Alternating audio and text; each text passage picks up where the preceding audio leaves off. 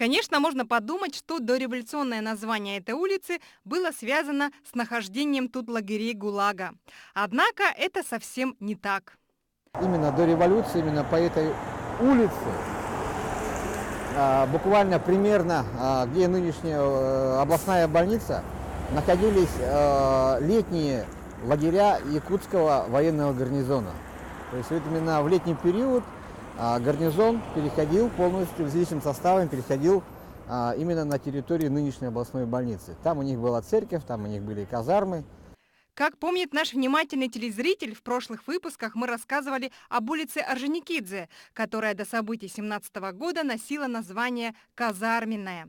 Ведь где сейчас находится здание НВК «Саха», военный комиссариат и телерадиовышка, вся эта площадь ранее принадлежала якутской военной команде. Здесь располагались солдатские казармы, дом начальника гарнизона, лазарет, флигели квартиры, склады.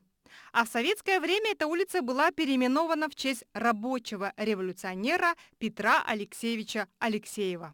Это был один из известных таких вот именно революционеров, именно из рабочих. И он отбывал ссылку тогда в Батурусском Улусе, в нынешнем Татинском Улусе. И вот он там, к сожалению, был убит при разбойном нападении. Петр Алексеев вел активную пропаганду среди рабочих, распространял нелегальную литературу, за что был судим.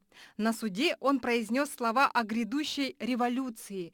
Позже эта речь Алексеева стала хрестоматийной, а Ленин назвал ее великим пророчеством русского рабочего революционера.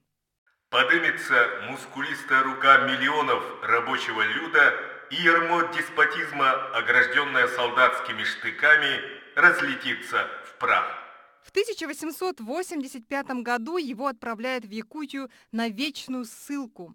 Кстати, Батарусский район, где он отбывал свой приговор, в 1963 году назвали в его честь, и до 90-х годов Татинский район именовался Алексеевским. Кстати, советское время подарило этой улице первые в столице КПДшки, построенные в честь 50-летия Якутской АССР. Под сводом крыши этой троицы можно заметить мозаику в виде памятных цифр, алмаза и соболя, как символа Якутии.